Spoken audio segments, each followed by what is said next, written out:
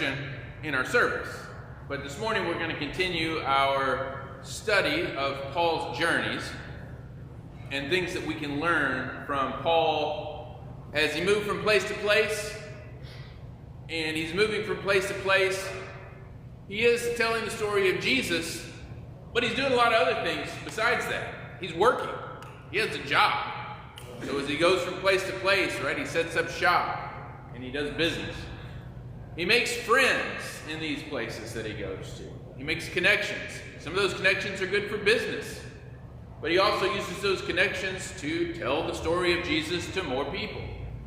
So what I hope is we're seeing Paul as a human being, someone who's like us, got to work, got to make connections, right? Needs friends and relationships. And I think we'll see that even more today. We're also trying to piece together some parts of the story that aren't obvious, because Acts tells us the basic story of Paul, but we get other hints and little clues in his letters that aren't included in Acts. He tells us things in his letters that aren't mentioned in Acts. And so we can use his letters to piece together some parts of the journey that maybe aren't mentioned in Acts or skipped over for some reason. So we're doing a little bit of that today. Now we stopped last week, really the last 2 weeks. We talked about Paul and the successful mission he had in the town of Thessalonica. You can see it up on the board. It's there in Greece, up towards the top corner. Macedonia, actually.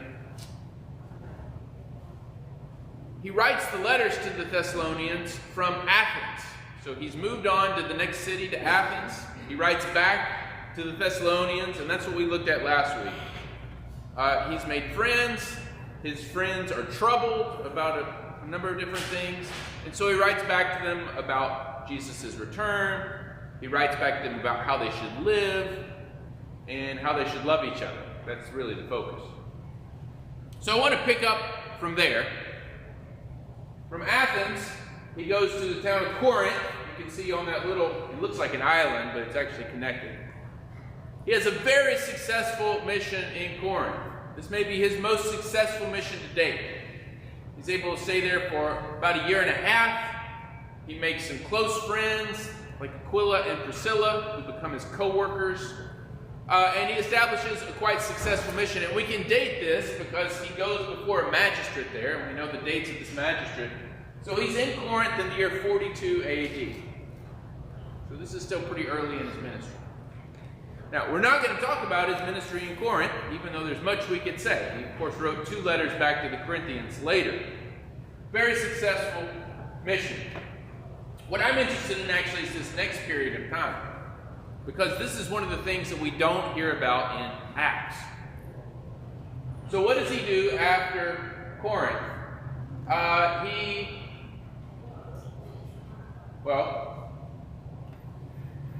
There's a gap.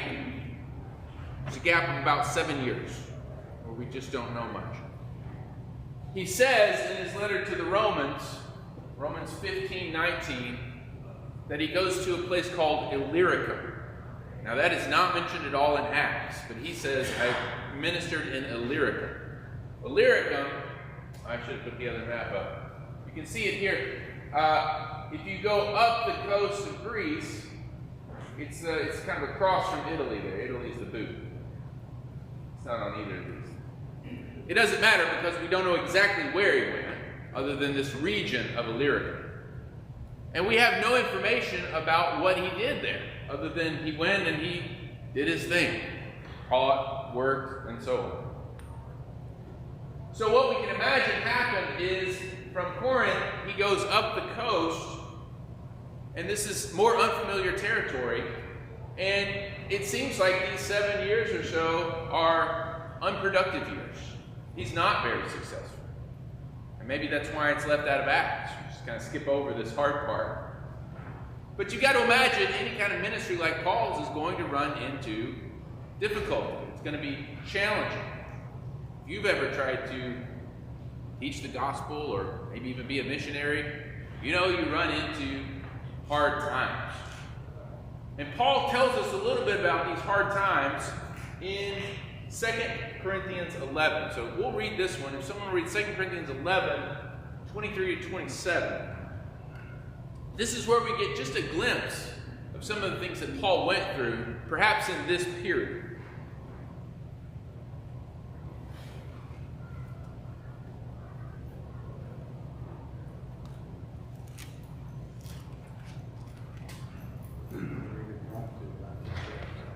Read it loud, Mark.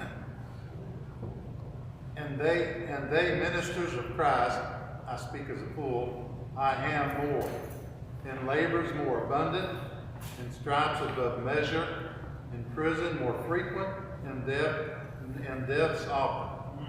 Of the Jews 5 times received I 40 stripes, save one. 3 times I was beaten with rods, once I was stoned, 3 times I suffered shipwreck, a night and a day I have been in the deep. In journeyings often, in perils of water, in perils of robbers, in perils of mine own countrymen, in perils by the heathen, in perils in the city, in perils in the wilderness, in perils in the sea, in perils among false brethren, in weariness and painfulness, in watching often, in hunger and thirst, in fasting often, in cold and nakedness. Thanks. When do these things happen? Acts doesn't talk about like the shipwrecks. We get one shipwreck in Acts, but it's after this. One of these 3 shipwrecks. There's a lot more to Paul's story than we get. And it very well may be in this period of time when he's traveling up this coast, trying to plant churches, trying to tell the story, but maybe not having much success. So I think it's important to remember as we think of Paul as a human like us, that Paul also wasn't always successful. He didn't hit the target 100% of the time. He was in areas that were challenging and maybe even unproductive. And so we just don't hear much. Yeah?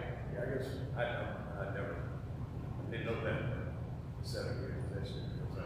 When he first on the Damascus Road when he met Christ, they always got the line. He said, "Well, great things you suffer from my sake." I mean, because you did persecute the churches when he was unaware. Yeah. The only way that's got it. Yeah. Also, he definitely suffered throughout. Yeah, so it's not just this period by any means, but maybe this period is when some of these things were happening, like these shipwrecks that we don't know about elsewhere. Yeah. Yeah. Now, I will say, I'll just throw this in about the beating. So he's whipped by the leaders of the synagogues, which is an interesting little fact, because what that actually means is not that he's an enemy of the synagogue. It means he's still accepted by the synagogue, and they're disciplining him. Just like you spank a child, in the ancient world, if you were out of line in the synagogue, they beat you. But that meant they wanted you to be in the synagogue, and they're just giving you discipline, right? If they think you're totally off base, they just send you away. You're not one of us. The fact that he's being beaten by the Jews says they still accept him as one of them. Well, no, probably not.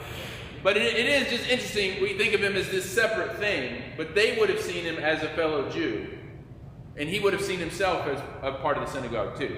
Yeah. So, and all of that, so Jews beating on him like that. Yeah. That's why he was bragging on. He's not bragging on himself, but he's bragging on what he's going through. Yeah. The whole Torah, because he said in the first part of that sentence, scripture that I would want to brag than foolish too. God is saying what he was going through because Jesus had to go through it too. Yeah. Yeah. Although he got more than Jesus did. You know, I mean, Jesus had it bad, but Paul has it multiple times. Not that we're comparing them, but it's different. But you're right. We have a name for this. It's called a humble brag. He's like, I don't want to brag. I'm a fool. But listen to all these things I've been through. And that's because he's saying this is what makes me credible. This is why you can trust me, because I've got, what do we say, skin in the game. I'm willing to suffer for this. And that should tell you something about me. So he is kind of bragging, but it's also his credibility. It's why you should trust him. The verse where it talks about having a thorn in the flesh. Yeah. Is that after all these events? I'm trying to remember where that is in the chronology. Well, it's not clear like when it happened. Well, I'm just saying with all these events that happened. Yeah. Well, shipwrecks back then couldn't have been very, okay, get your life, the life Oh, yeah. on and jump and you'll be fine and swim. I mean, they probably took some hits and hard knocks and Oh, yeah. don't tell him physically what kind of shape he was in as he mentions this. Right. So he's probably got some war wounds. Oh, yeah. No, he's scarred up, probably. Yeah, I mean, these ships, again, if we think of it as going along the coast there, they're more like water taxis. They're not getting too far out from the coast, but a storm comes and swamps it. I mean, it's rocky. Yeah, who knows what he went through. Yeah, a lot of people died in that shipwreck. But he survived 3, and then we get the one in Acts 4. Who knows how many, right? Just a part of travel, like car wrecks, I guess. I've been in 5 car wrecks for the sake of the gospel, something like that. Okay, so he goes up the coast on the other side of Greece, and then he comes back around to Ephesus. See Ephesus on this map. And he actually has a very fruitful time in Ephesus. This is in the year 49. Yeah, so after this silence, he goes to Ephesus. And like with Corinth, he has some good success. He meets some people. He forms a community. But he's called away back to Jerusalem. And here we're back. We get information in Acts. He has to go back to Antioch and then back to Jerusalem to deal with an issue that's come up, and we're going to come back and talk about this later, but the issue is sometimes called the Jerusalem Council. It's when all the apostles get together and decide, what do we do with Gentiles who want to be part of the church, but don't want to convert to Judaism? And so Paul's got to go back and represent the Gentiles and say, we don't need to make them do a bunch of stuff, let's just let them in. So we'll talk about that later. But he has to go back to deal with that. And then he's going to return to Ephesus. And so you can see on this map, there's a way to do that by sea, across the Mediterranean. But what happens, it seems like, is he decided to go by land. So he goes back through what we now call Turkey, and he heads towards Ephesus. But he doesn't make it. Now, I should say here, scholars have different views on how to put together Paul's timeline. We have these gaps, so there's different ways to put it together. So I'm just giving you one, but there's other ways to put it together. So this is one possibility of what happened that tries to make sense of the letters and everything. So he's headed towards Ephesus. You can see it at kind of the top of the map there. And he's traveling through this valley. It's called the Lycus Valley, between mountains. If you've ever traveled, you know it's easier to go between the mountains than over the mountains. That's where the road was. It's also where the river was, if you ever wanted to go by river. So he's traveling through the valley. There are already some churches in this valley, churches that Paul did not establish. There's one called Colossae, which he wrote a letter to. Interesting. There's one called Hierapolis. It's one of the earliest Christian churches. And there's one at Laodicea, which comes up in the book of Revelation, and one of Paul's letters as well, in Colossians. So you can see those cities are all clustered right there together. And the reason I like this particular reconstruction of Paul's life is it helps us understand how Paul understood these churches. So he gets waylaid and arrested. He gets arrested many times, as you just saw in 2 Corinthians. He gets arrested and probably taken to another city in here called Apamea. It's not mentioned in the Bible. It's a city here. It was where the jail was.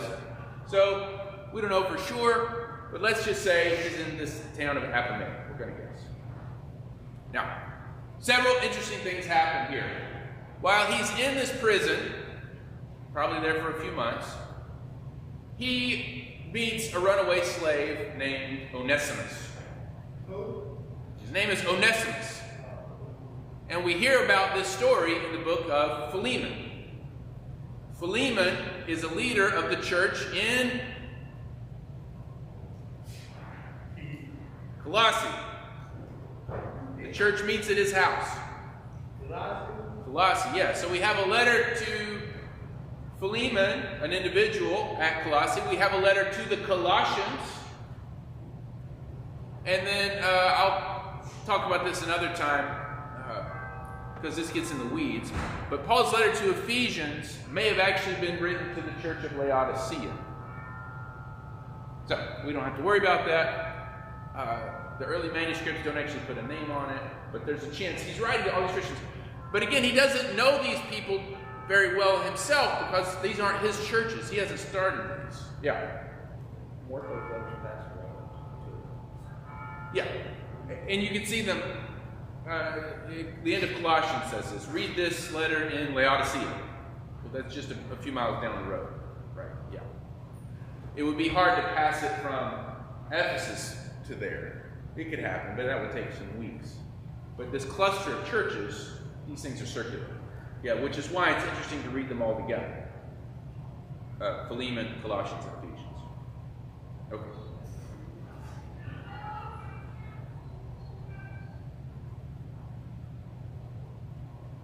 So let's think about this little book of...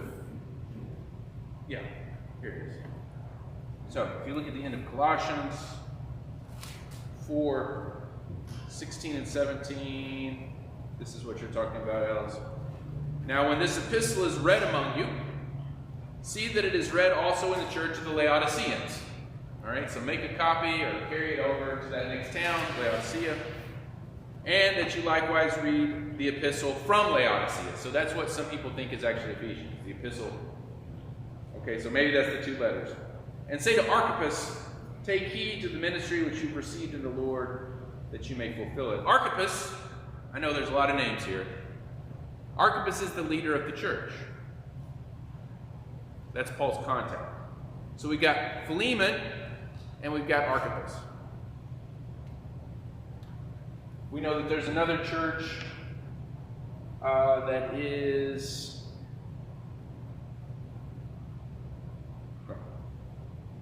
Yeah, let's get that. Okay. So somebody tell me the story of Onesimus and Philemon. I mean, it's a really simple story. Who is Onesimus? What kind of person is he? He's a slave. He's a slave who belonged to this man Philemon, and he's run away. Why has he run away? He doesn't like being a slave. No surprise there. He doesn't run away because he wants to know about Jesus, although he seems to find Jesus along the way. He just runs away because he doesn't like working for this guy. He doesn't like being a slave. He's also been accused of some stuff. So, when you're a slave, what do? You skim money when you can. You sabotage. You drag your feet. If you don't have a choice, then you make life difficult for the other people. So he's accused of being lazy. He's accused of stealing, different things. And so he's run away. And he's run to Paul. He's heard about Paul. Paul's a Christian leader. He knows his master is a Christian. So Onesimus runs to Paul. Now Onesimus is a fancy Greek word, but it's actually a common slave name. And if we were to translate it into English, the best translation is probably handy. So this guy's just called Handy. Slaves got real generic names. A lot of them were just called by numbers, 1, 2, 3, 4. Some of them were called by the place they were from, Tennessee, Kentucky, Arkansas. Some of them got little nicknames like Handy or Plumber or things like that. So this is Handy, Handy the slave. We don't know what his real name would have been. Handy comes to Paul in the prison and he says, help me. I need some help. You're the kind of person that might be able to help because my master respects you. My master holds you in high regard. But we don't know if Onesimus is a Christian. It doesn't seem like he is. And he ends up striking up a real relationship with Paul. And Paul, if you read Philemon, it's clear that Paul actually likes Andy, that they've become friends. It's not just he's helping him, but that there's a real relationship there. He talks about his genuine affection, how he thinks of him as his son. And along the way, it seems like Andy gets converted, because that's what Paul does, right? He makes friends with people, he tells them the story of Jesus, and something changes in their life. And that's what seems to have happened to this guy.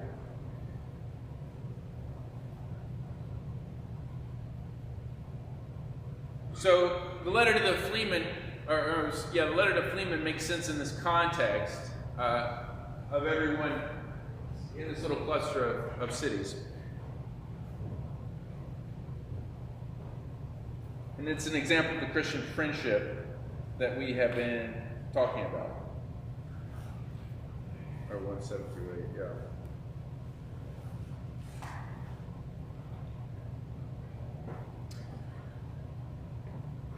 Now, there's a lot more we can say about Paul and slavery. We're going to put that to the side. Because Paul isn't saying, hey, slavery is just wrong. Paul's saying, you need to treat this guy like a brother.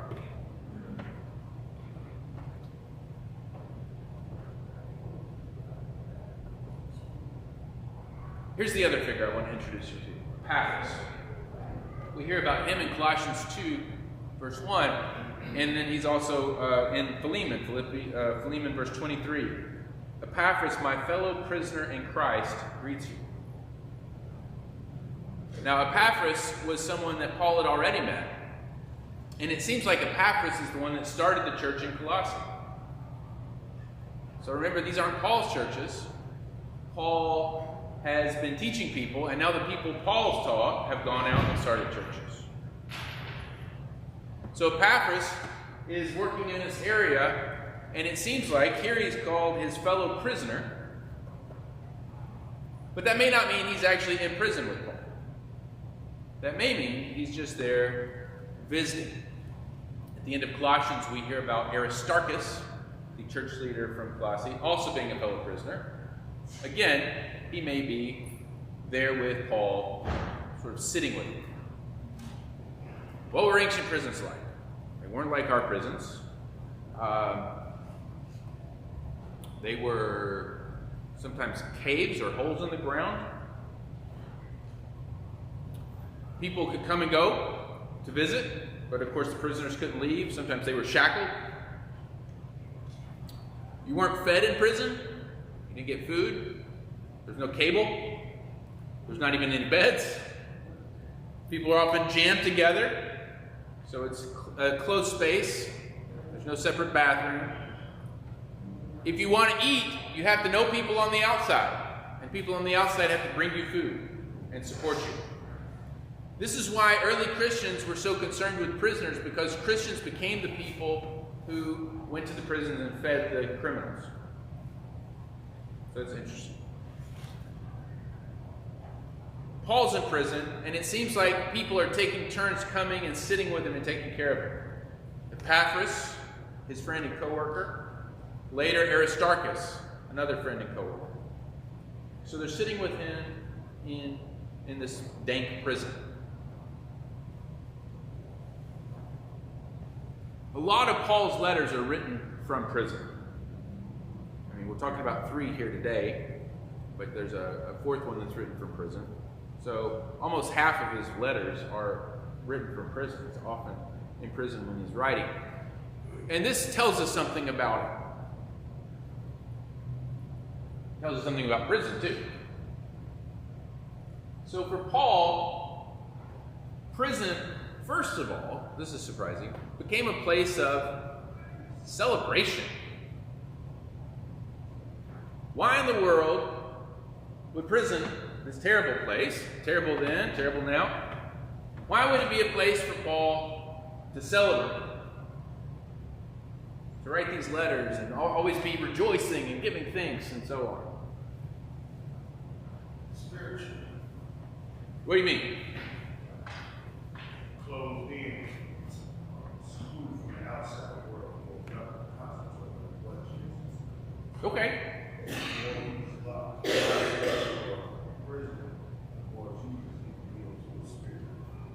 Okay. Yeah, I think we're going to see that too with opportunity. Yeah. Some of the language in those letters gives forth the idea of celebrating the fact that God found him worthy to be able to suffer Yes. for the church of Christ. Since he felt so much gratitude to Christ for what Christ had done for him, he felt it almost like a badge of honor to be in prison because that was suffering for the cause. Yeah, so he's suffering in imitation of Christ. But it's not just Paul celebrating Paul's suffering. Paul's celebrating in prison generally. So there's people in prison that deserve to be in prison, right? But Paul's saying there's even something there with these folks that's worth celebrating.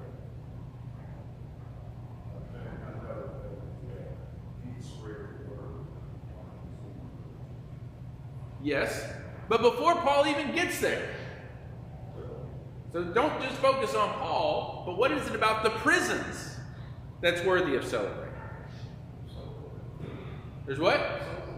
There's souls there, but who else is there before Paul even gets there? God's already there. God's in the prison. And he always meets other Christians. He meets other believers and has these encounters. So we think of Paul as this great godly man and missionary, and he goes and brings the gospel. But you know what? The gospel and God is already there. And Paul is able to see that, and that's what he celebrates, is look, God's not only in these parts of the world and not in these parts of the world, even in the worst places, even in hell. Here's God. Here's other disciples. So that's a reason to celebrate. There's nowhere God is not. Another celebration would be the fact that they're being punished and in prison for Christ. And most of them, I would think, some of them were converted, I'm sure. Yeah. But some others may have been in there for believing in Christ. Some of them were, yeah. Which strengthened the cause, which strengthened others to say, hey, we're here together, we can bond together and celebrate his life and death in prison and reach other people. So, I mean, there's no telling where you are. Yep. You can always do good. Yeah, that's right. Wherever you are, yeah. So the first one kind of has something to do with the second one. We celebrate the opportunity, not only with the prisoners, but with those who are running the prison. Yeah, and you get some of those stories in Acts, right? Yeah. Then it also goes down to your third thing you were talking about. He can celebrate that because it allowed other people to take on the role of the servants, bringing food, water, medical attention, and all that. So there's lots of things that go on during that time in prison that can be celebrated because they were all things that turned out to be good. Yeah. Yeah, and so it is a place of opportunity. It's a place where he makes these contacts. It's a place where they are able to focus. He writes these letters from prison. I mean, he writes letters other places too, but we get a lot of letters from prison. So there's this focus there. He's meeting people. He may have converted people, like this guy Epaphras, who's also a slave, and then who goes on and starts a church. Or Handy here, Onesimus, who becomes one of his fellow workers. He meets him in prison. So it becomes an opportunity to meet people and to spread the gospel. We talked about friendship, and we talked about these networks of friends, and we can add another network now, right? He's got his prison network. And he works through that too. So he makes these unexpected friends, these strange friends, but he uses those for the mission. The last thing is, in prison is a place where he finds a lot of support and friendship. So as I already said, Epaphras comes and sits with him, probably for weeks at a time. Aristarchus, this other friend, comes and sits with him. They give up. Who knows what they're giving up, but they're giving up something to go and be with Paul in prison for a while. They're taking on that suffering. Yes, Paul's arrested and he celebrates the suffering and imitation of Christ. These guys aren't even arrested, seemingly. But they're willing to go and sacrifice to be with Paul, who is their friend. So it becomes a place where they can show Christ to each other, serve each other, and yeah, Mark, the whole body is built up because of this. They become fellow prisoners.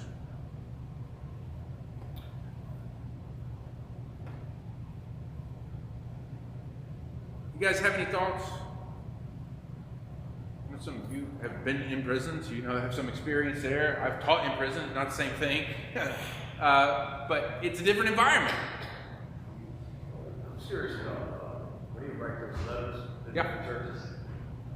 I guess what was the mode of transportation, horses and ship. I'm just trying to, the length of time it probably take for one letter to say where was he in months. Yeah, well, in that little cluster of cities, they would have moved back and forth within a day. Okay. Those are less than a day apart. I mean, we're talking 20 miles. Okay. You can cover 20 miles in a day by foot. That's a hard day. But if Paul is, in fact, in prison in that town I mentioned, Apamea, it's about 25 miles away from Colossae. So people could have, there would have been a post office by horse. And so it could have been, and again, that's why it seems like there's a lot of communication back and forth. And you couldn't do that if he's in prison in Rome, which is another theory. It seems more likely he was in prison close to them, and they're riding back and forth. Again, Paul doing this ministry, he's not even been to this church in Colossae. He's able to do it all from prison through these different friendships that he has. Very interesting. I think we see too that in the long run, looking back, that even though the authorities thought that they were beating down the church by throwing Paul and others in prison for Christ, in the long run, they actually strengthened the church, because I think in that environment, it strengthens you when you go out and say, hey, I was thrown in prison, but yet I survived, and they preach the word, and it gets communicated even more in that environment. Which is a good reason why we shouldn't imprison our enemies. It makes them stronger. And presents a challenge to law enforcement. But anyway, we're going to wrap up there. We'll keep going with Paul's journey next time. Pick up with this Ephesians letter, because Ephesians, which again may be part of this little cluster, is kind of Paul's whole message summed up in a short letter. So we'll look at that next time. All right, we'll get back in about 10-15 minutes for worship.